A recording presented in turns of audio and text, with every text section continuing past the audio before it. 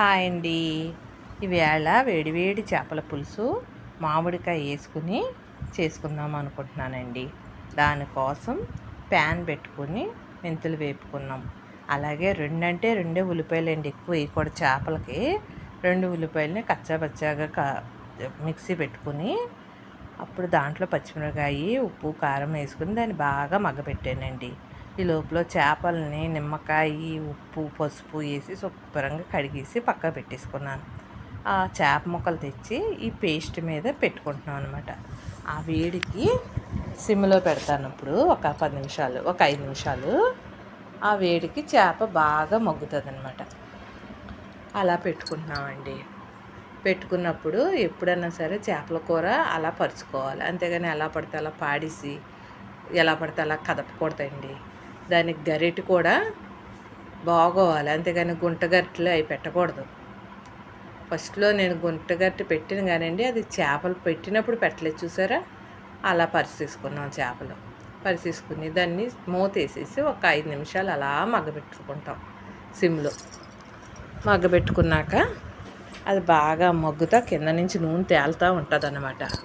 ఈ లోపల మనం వంకాయ, బెండకాయ, అలాగే నేను మామిడికాయ ముక్కలు కూడా వేసుకున్నాను. దానివల్ల పులుపు కూడా బాగుంటుందండి. మామిడికాయ టేస్ట్ చాలా బాగుంటుంది చేపల కూరకి. అలా వేసుకుని ఒక్క 10 నిమిషాలు అలాగే మగ్గబెట్టాను. ఈ లోపల చింతపండు పులుసు కూడా పిసికాను కదండి. నిమ్మకాయ సైజు అంతా చింతపండు నానబెట్టుకున్నాను. ఆ పులుసు తీసుకుని వేసేసుకున్నాను. వేసుకుని ఒక్కసారి చూడండి ఎలా కదుపుతున్నాను. అలాగే కదపాలి ఎప్పుడు చేపల కూర. అందులోనే మనం పౌడరు చేపలకి నేను ఎప్పుడు మెంతులు, జీలకర్ర, కొంచెం మిరియాలు కలిపి పౌడర్ చేసుకుంటాను. ఆ మిరియాల పౌడర్ వేసుకున్నాక దాన్ని మూత పెట్టేసి 10 నిమిషాలు అలా వదిలేస్తామండి హై ఫ్లేమ్లో. చూడండి ఎలా కొత్త మంటుందో, పువ్వులు ఎలా వస్తున్నాయో అలాగా దగ్గర పడిపోద్ది. ఆ టైంలోనే కొత్తిమీర వేసుకోవాలి.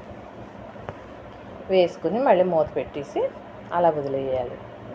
ఒక్క నిమిషం పోయాక మూత తీసి మళ్ళీ అసలు పులుసు చిక్కబడ్డదా లేదో ఒకసారి చూసుకుంటాం అన్నమాట. చిక్కబడుతుంది అనగా అప్పుడు మనం చిక్కబడుతుంది అనగానే అప్పుడు మనం పులుసుని సిమ్లో పెట్టుకుంటాం.